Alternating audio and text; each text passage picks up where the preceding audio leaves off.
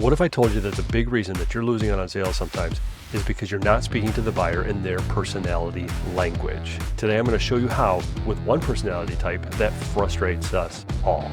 Let's get started. So I mentioned that the S personality is a difficult personality to sell to sometimes, and they're all difficult in their own different ways, okay? Especially if you're not one yourself. S personality is what's called the steadiness person or profile. The steadiness profile has a couple of different key traits that are really important to remember, okay? So one is they're great listeners, they're cooperative, they're very much loyal, they're trustworthy. One of the things that they really are good at being known for is they've got your back, okay? They're the type of person that avoids the conflict that wouldn't, they wouldn't want to be in a conflict situation. They don't want to argue with their coworkers or friends. They don't want any of that, okay? They don't like to be competitive in terms of being competitive with other people in flashy ways. They maybe as a business owner, they're going to want to be competitive and they want to make sure their business does well, but they're not going to be competitive personally and butt heads with you. Okay. Simple as that. They care about other people a lot. And not to say that the other personalities don't, but they're very good at being a caring person. So the way that I always described an S personality is that they're a people type of individual. There's task people and there's people. The people are the S's and the I's. Those two types of personalities focus and get more out of life by dealing with people. The D's and the C's tend to be more task driven. So they like to get things done. They feel very satisfied when they can check a box and say, that's done.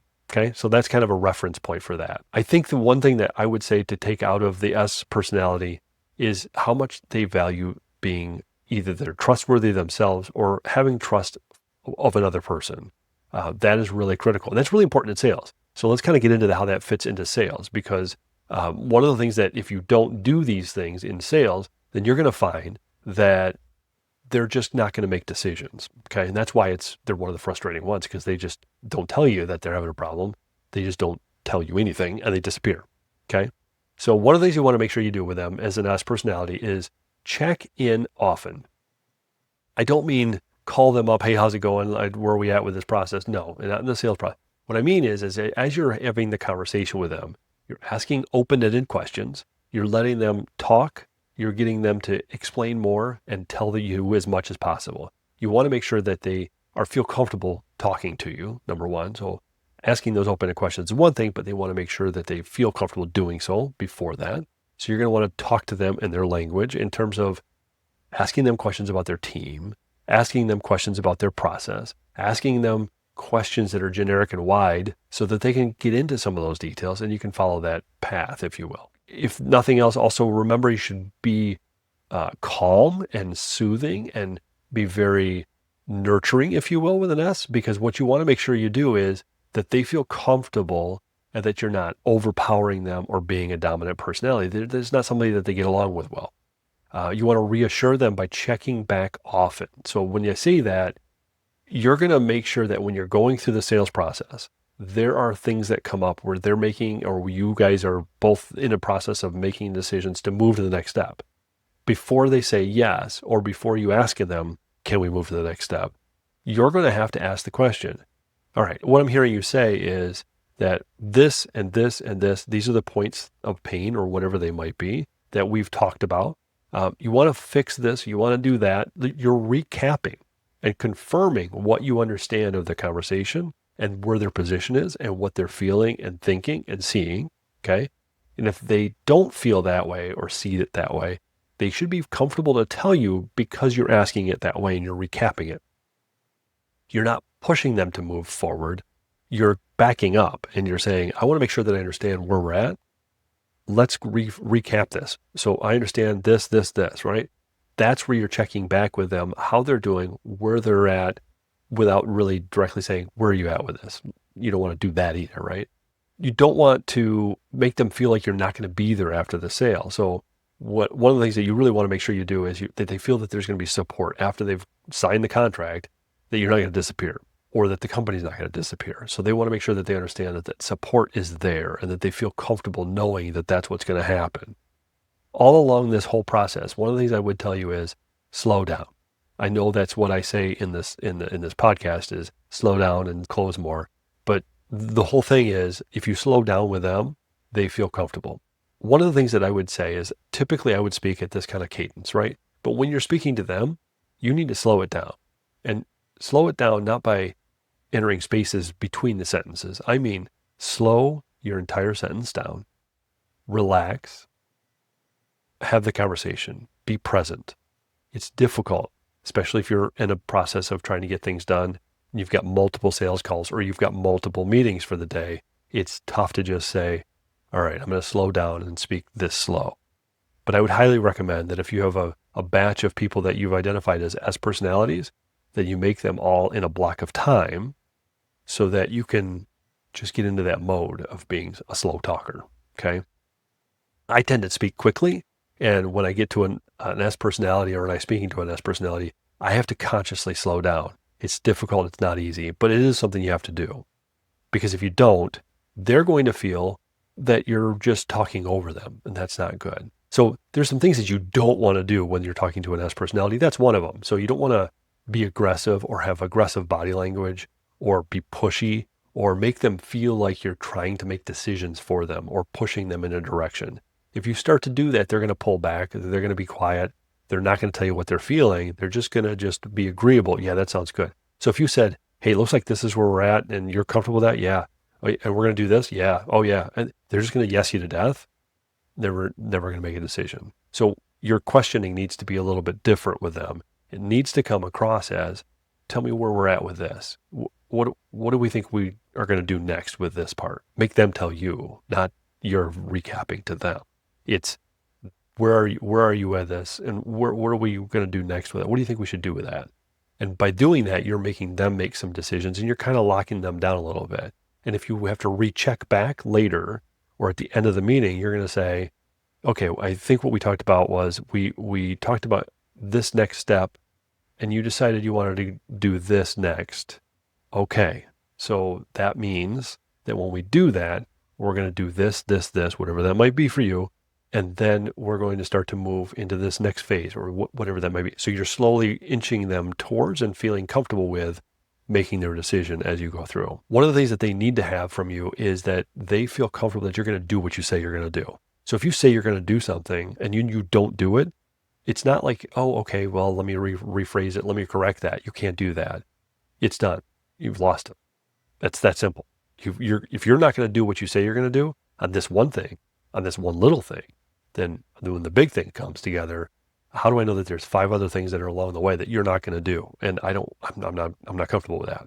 One of the things that you also want to do is bring in their team along the way. And I think one of the things that makes it really important to do that with is that they're very team oriented or people focused, right? So if you bring their team in, make sure that they're involved and make sure that they're comfortable being involved, that the S personality is comfortable that their team is involved.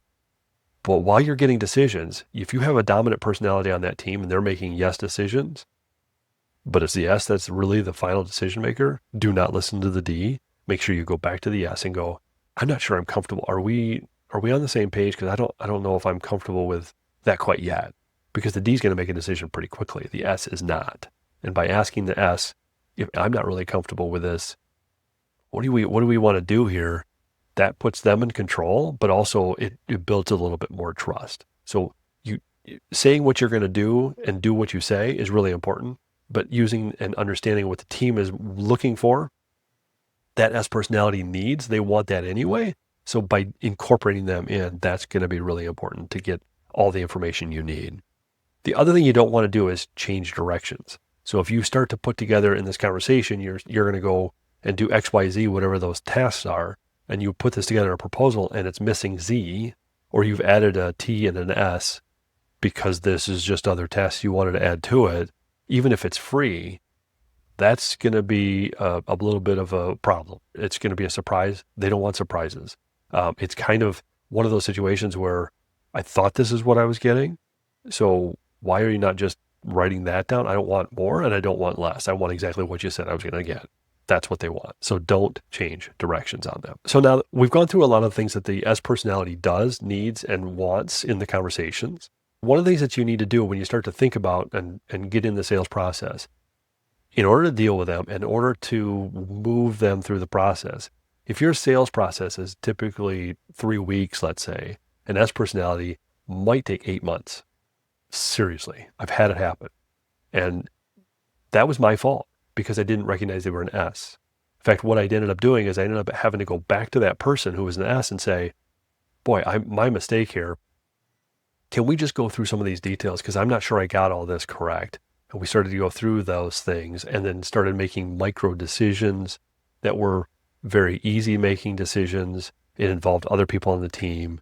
And all of a sudden we were starting to make some headway and started to move forward. And then we finally got the contract signed. It just took me a long time to figure it out. And I don't want that to happen to you. That's why I'm sharing this with you. So make sure you check in with them often. Make sure you check in with the team often. Make sure that everybody's on the same page and realize that you're going to spend more time in a couple different meetings, maybe another extra meeting or 2 or 3 or 4, whatever that takes, to make sure that you're getting that commitment each time so that they continue to feel comfortable as they go. It's like one step, one foot in front of the other with an S personality. Yes, it can be frustrating if you're a little bit of a high moving, fast moving, but the S personality, if you let them, they will make that decision, but they want to make sure they're doing the right thing. So a couple little things, make sure that you slow down, make sure you recap and go through conversations to clarify what they're asking and what they're needing and what they're wanting and what direction they want to go next.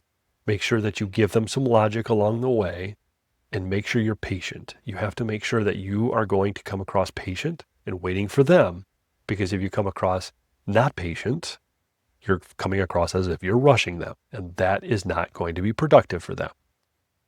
Trust is number one for them. They have to have the trust not only from you, but they need to feel trust from you, if you will. They need to trust you.